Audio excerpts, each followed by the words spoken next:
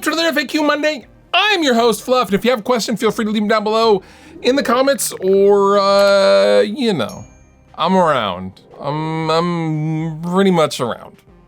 Even TikTok. I don't really post there much, but I do have an account there, because I don't know why. Please shoot me. Wisconsin! How often do you give your guitars full setups? Haroon. I like your first name. That is a good question. Lately it's been more often than not. I am actually in the process of kind of deep diving into why I like certain setups and why I don't like certain setups. Typically, for most of my life, I have just gone on feel. I understand the fundamentals of a guitar setup, but I've never been a, I don't know how to say it, gauge guy. I'm never like, oh, I like a, 10 thou neck relief, or 50 thou string action at the 12. I've never been a numbers guy. I just know what I like and what I don't like as far as feel. And I have lately been buying up a bunch of tools from like Stu Mac and like learning how to kind of replicate and know why I like guitar setups. So to that answer, a lot lately, because I've now been going through my guitars, like, my Sparkle Ernie Ball Music Man Stingray plays perfectly. And so I will use, or I have used that as a kind of a baseline for measurements as far as neck relief, string action, gauge, all this stuff for my other guitars. And it's actually helped immensely. Because some guitars don't always just, fundamentally will not feel or play like other guitars, of course.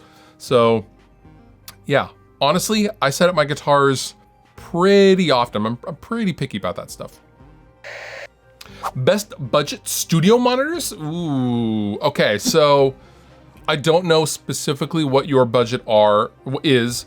However, I'm in the middle of doing the 2021 home recording on a budget revisit from the video I did years ago.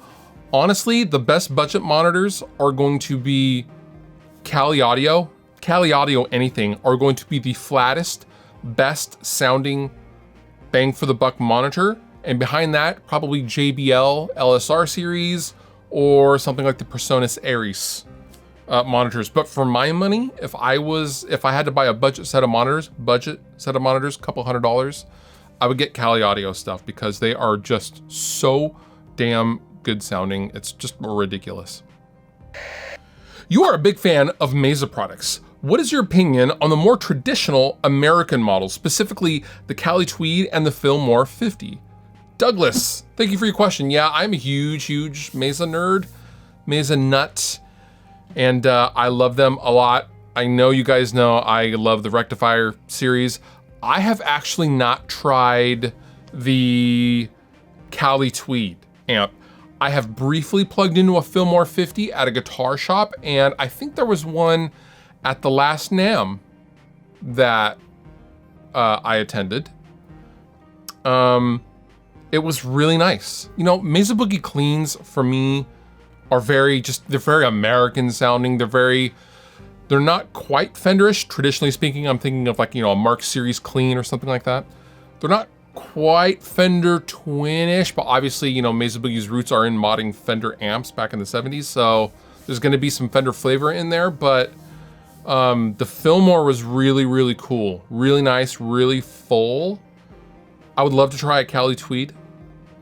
And that is a separate amp, yeah? Cali Tweed is a separate amp. Yeah, I've definitely never checked out a Cali Tweed. The Fillmore was really cool. I should actually try to get a hold of one of those for a video. Maybe I'll call them Boogie. I'm a Mesa Boogie artist. I should probably be able to call them and be like, hey, let me borrow one for a video. Maybe I'll bug them. Good call. Good idea. What is the most gatekeeper thing you've ever heard someone say or post online about a band or gear? How bad did you cringe? Isaac. I like a question, sir. It's salty, but not. But it's kind of like a sweet salty. Kind of caramel or something. I don't know what that means, but why do I keep crossing my hands? I'm very crossy today. Gatekeepery thing. I don't know. I always laugh super hard. Like I outwardly laugh whenever I read people saying things like, well, I shouldn't need a boost for a good metal amp or something like that, which that's so gatekeepery and so like blanket statement-y, because in my mind, like if an amp came extremely tight, you know, you can't put low end and looseness back in as far as feel goes. You can take it out with an overdrive or a boost or something like that, but you can't put it back in once it's gone. Once those frequencies are gone, you're done. So like, I don't want a hyper tight metal amp. I don't. The tightest amp that I would ever want stock is like this Rev Generator 100R. Like that's tight, but it's not like hyper overly tight. You know what I mean? Anyway, when people, you know, get, you know, like the real brand-y kind of brand loyalty. Oh, it's no good unless you get a fractal. It's no good, you know, this tone would sound sick if it wasn't a Helix, if it was a Quad Cortex. You know, the brand fanboy stuff that's been real prevalent lately. I hate all that gatekeeping crap. Whatever you want to use to get your sound, do it. Who cares what I think? That's just my opinion though. What was your inspiration to start guitar/production? Greetings from Mexico. Alan, greetings from the Seattle area. I'm not actually in Seattle, but greetings nonetheless to you, sir. My inspiration for getting into, how did you word it? Guitar/production? Necessity.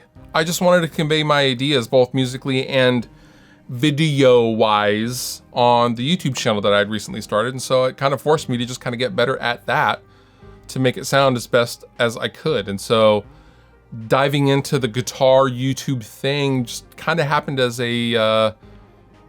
kind of a symptom of the bigger picture, I guess, is what you would say.